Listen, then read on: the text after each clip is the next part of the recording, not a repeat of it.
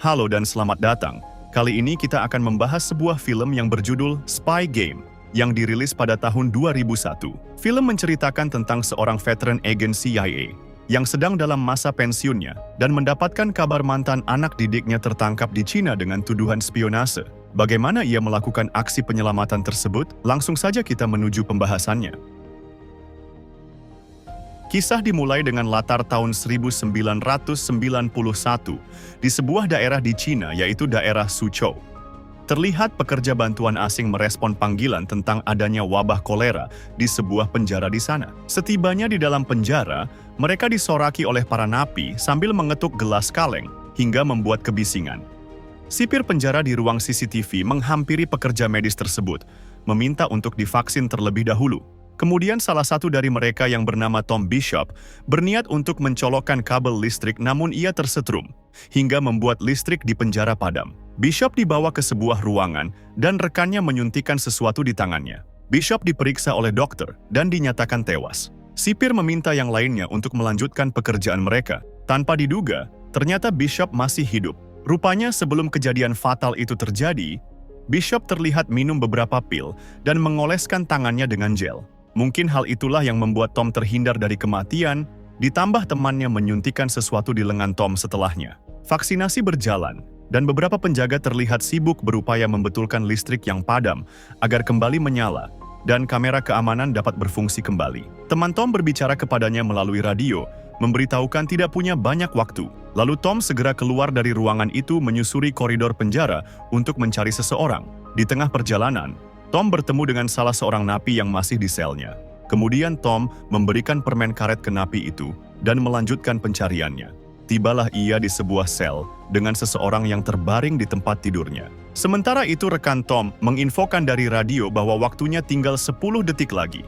Dan kemudian listrik kembali menyala dan Tom pun terlihat sedang membawa seseorang yang ternyata itu adalah seorang wanita yang sangat dicintainya, Elizabeth. Salah satu rekan Tom kedapatan melihat ke arah layar kamera keamanan, hingga membuat sipir itu curiga. Tom yang dikira sudah mati, dibawa ke ambulans bersama Elizabeth di bawahnya. Kecurigaan sang sipir bertambah ketika ia melihat salah satu napi dengan permen karetnya, yang tidak mungkin didapatkan di dalam penjara. Lalu sipir itu memerintahkan anak buahnya untuk menghentikan ambulans tersebut yang hampir saja lolos, dan akhirnya Tom pun tertangkap, kemudian diseret ke dalam penjara. Di tempat lain, seorang pria tua yang bernama Duncan sedang menelpon seseorang yang bernama Nathan Muir di Washington, D.C. Duncan memberitahukan bahwa mantan anak didiknya, Tom Bishop, tertangkap di China dengan tuduhan spionase. Nathan pun segera berangkat ke kantor CIA di Langley, Virginia. Tiba di ruangannya, ia menyapa asistennya, Gladys, dan diberitahukan ada seseorang yang menunggunya. Pria itu adalah Harker, salah seorang petinggi CIA. Harker bermaksud meminta file tentang Tom Bishop. Namun Nathan mengatakan butuh waktu untuk mencarinya, mengingat ia sedang beres-beres, hingga menjadi berantakan di kantornya karena hari itu adalah hari terakhirnya bekerja di CIA. Kemudian Harker pun keluar dari kantor Nathan. Lalu Nathan terlihat membuka brankas dan mengambil berkas di dalamnya. Berkas itu berisi informasi tentang Tom Bishop. Kemudian, ia mengambil sebuah kantong dari laci meja dan memasukkan file tersebut ke dalam kantong, dan kemudian memberikan kantong itu kepada Gladys dan menginstruksikan untuk menyimpannya sementara waktu.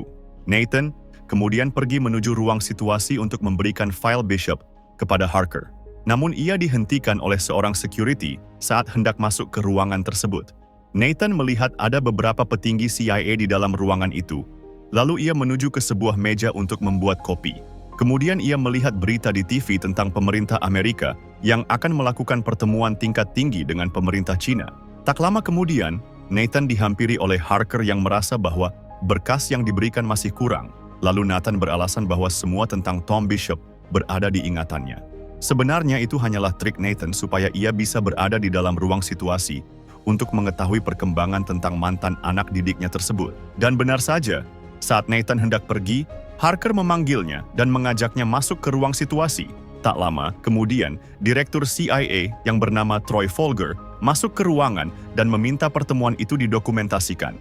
Troy menjelaskan bahwa Tom Bishop dianggap penjahat biasa dan akan dieksekusi dalam waktu 24 jam ke depan. Nathan menanyakan tentang media pers yang kemungkinan dapat memberikan tambahan waktu untuk Bishop, Namun CIA tidak menginginkan masalah ini bocor ke media.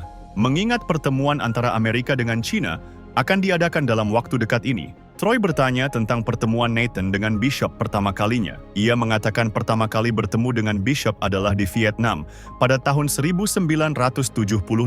Saat itu Nathan membutuhkan sniper pada misi penting untuk membunuh seorang jenderal Vietnam, yang dimana hanya ada Tom, sniper yang tersisa saat itu. Kemudian Bishop menghadap Nathan dan menerima misi tersebut. Misi berjalan dengan baik, Bishop berhasil membunuh jenderal tersebut. Namun keberadaannya dapat diketahui oleh musuh, dan Bishop pun dikejar oleh mereka menggunakan helikopter. Rekan Bishop tertembak di kaki hingga membuat ia memapahnya menyusuri sungai. Sambil dihujani tembakan dari helikopter, Bishop akhirnya berhasil menembak jatuh helikopter tersebut. Nathan dan tim penjemput menuju lokasi titik penjemputan.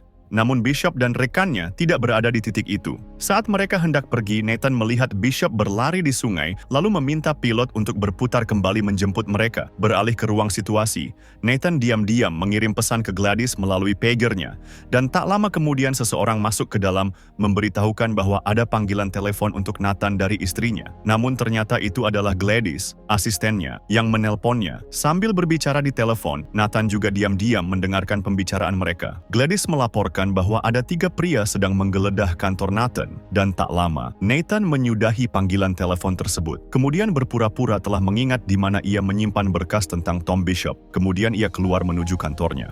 Tiba di ruang kantornya, Nathan mendapatkan ruangannya telah berantakan.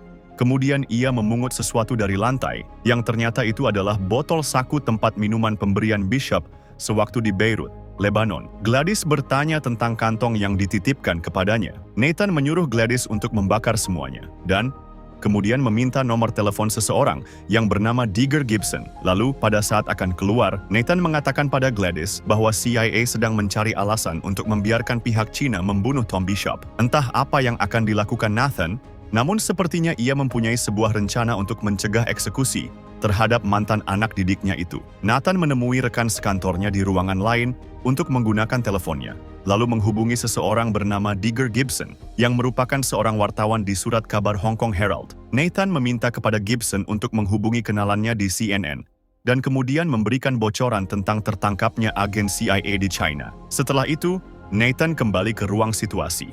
Sambil makan siang, Troy bertanya tentang perekrutan Tom Bishop. Nathan menceritakan semua proses perekrutan tersebut, termasuk misi pertama Bishop di Jerman Timur, yang dimana misi tersebut adalah menyelundupkan seseorang dari timur ke barat. Namun misi itu telah bocor ke pihak Jerman Timur, jadi ia harus membatalkannya. Tak lama kemudian berita tentang penangkapan Tom Bishop muncul di CNN, dan itu membuat mereka yang ada di ruang situasi terkejut. Lalu Nathan beranjak pergi keluar dari ruangan tersebut menuju kantornya, mengemasi barang-barangnya dan akan menjalani masa pensiunnya dengan tenang. Karena ia mengira Tom Bishop mendapatkan tambahan waktu.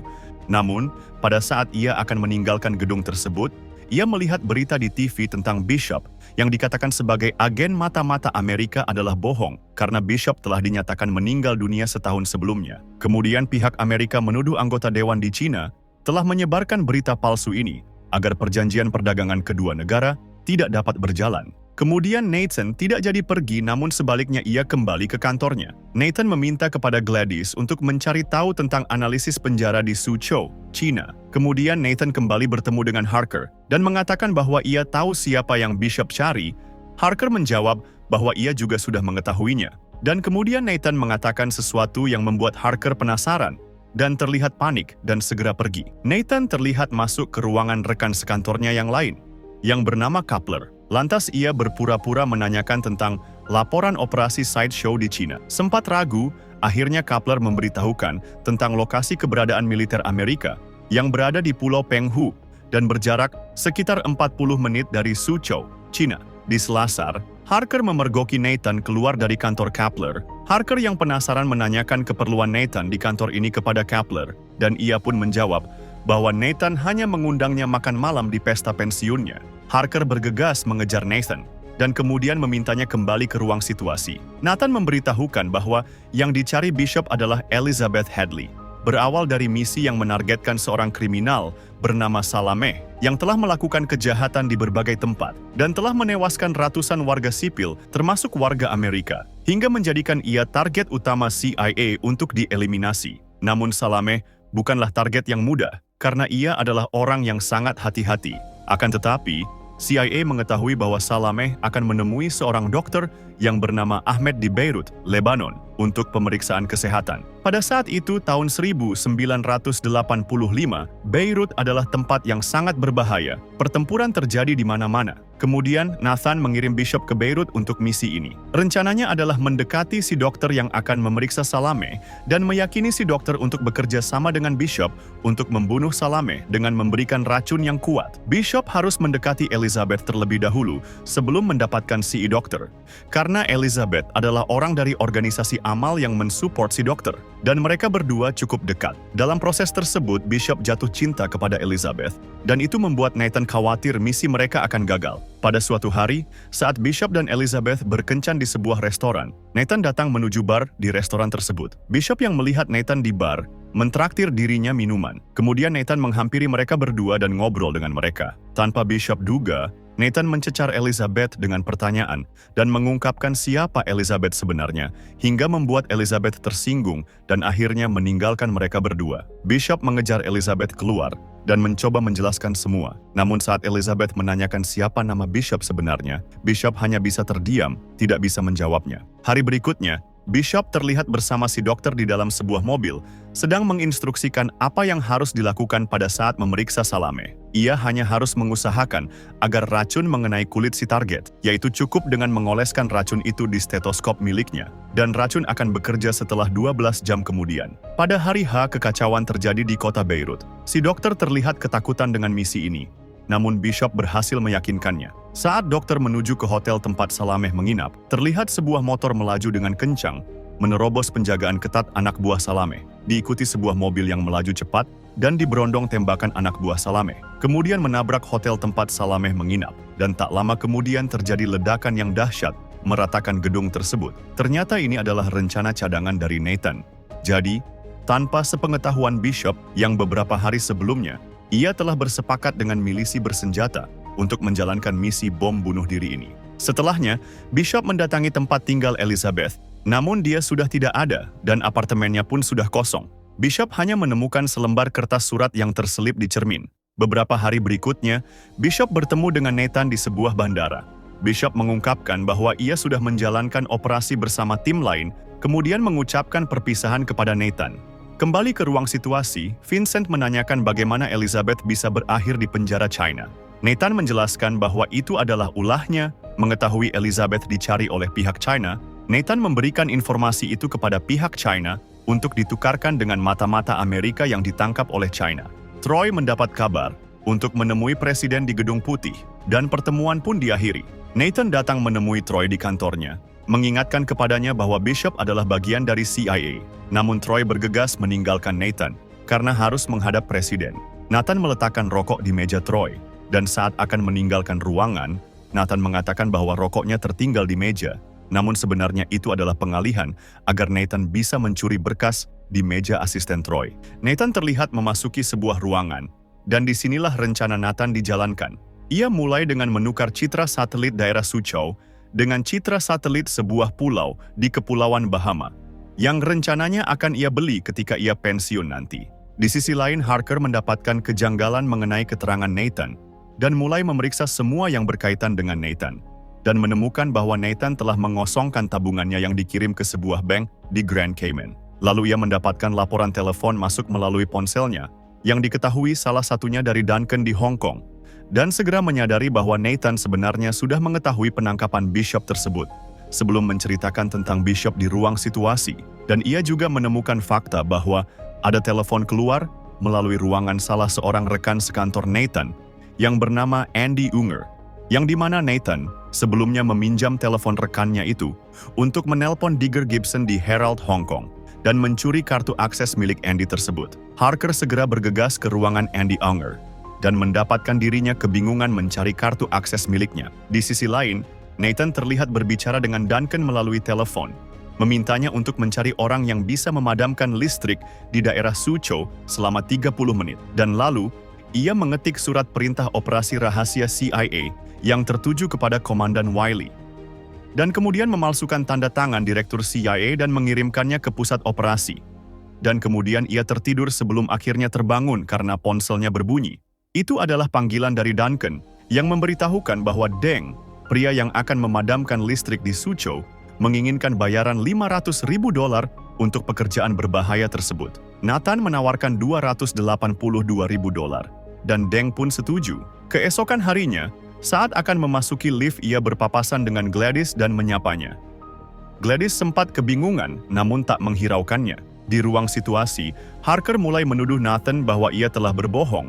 Ia mengatakan bahwa Nathan sebenarnya sudah mengetahui penangkapan Bishop sebelum ia tiba di ruang situasi. Kemudian Harker mengungkapkan bahwa Nathan telah mentransfer $282.000 uangnya ke Grand Cayman dan mendapatkan uang tersebut sudah tidak ada sejam yang lalu.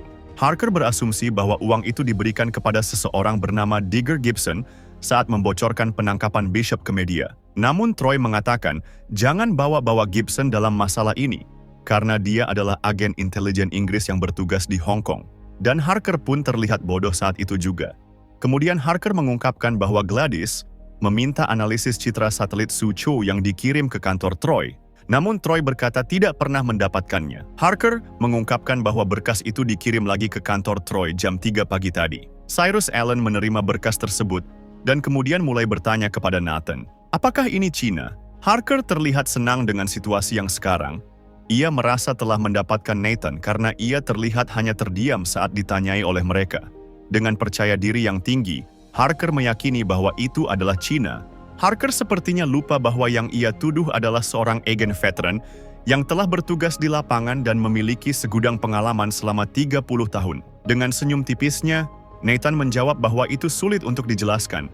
Ia mengatakan bahwa ia telah menggunakan sumber daya perusahaan untuk kepentingan pribadi dengan menggunakan salah satu satelit milik CIA untuk melihat properti yang akan ia beli. Pada saat ia pensiun nanti, ia pun menunjukkan brosur properti yang ingin dia beli. Dan itu tentu terlihat mirip dengan yang ada di berkas itu karena Nathan telah menukar citra satelit tersebut sebelumnya. Harker semakin terlihat seperti orang bodoh di depan semua orang. Dan tak lama kemudian, seorang pria memasuki ruangan, memberitahukan bahwa Gladys asisten Nathan menelpon yang kemudian diterima Nathan di ruangan itu. Gladys memberitahukan bahwa Komandan Wiley ingin bicara. Komandan Wiley meminta konfirmasi tentang operasi Dinner Out, dan Nathan pun mengatakan Dinner Out is a go, yang artinya operasi bisa dilaksanakan. CIA memutuskan untuk tidak bertanggung jawab atas tindakan Bishop di China, yang menurut mereka itu adalah tindakan berdasarkan pribadi. Namun tanpa sepengetahuan semua orang di ruangan itu, sebuah operasi pembebasan sedang berjalan. 2 helikopter berisi pasukan khusus meluncur ke penjara, tempat Bishop ditahan, dan kemudian membebaskan Bishop. Begitu juga dengan Elizabeth. Semua ini dilakukan Nathan karena ia merasa bersalah terhadap Bishop, yaitu meremehkan perasaan Bishop kepada Elizabeth, yang berujung penangkapan dirinya di China saat akan membebaskan wanita yang dicintainya tersebut. Misi pembebasan berjalan sukses dan kembali menuju ke pangkalan. Di ruang situasi, Nathan menandatangani sebuah surat dan lalu pergi meninggalkan ruangan tersebut dengan diantar oleh salah seorang dari ruang situasi itu. Sementara itu di helikopter, pilot melaporkan bahwa operasi Dinner Out berjalan sukses. Bishop yang mendengar pilot itu kemudian bertanya tentang nama operasinya. Lalu pilot menjawab Dinner Out, dan Bishop pun terlihat tersenyum tipis karena mengetahui siapa yang menjalankan operasi ini. Troy mendapatkan panggilan telepon yang ia terima di luar ruangan. Setelah itu ia kembali masuk dan memberitahukan semua yang ada di ruangan itu, bahwa ada insiden di China, hingga membuat semua orang di dalam terkejut seakan tak percaya dengan apa yang telah terjadi. Dan itu saja, subscribe untuk video lainnya. Terima kasih sudah menonton.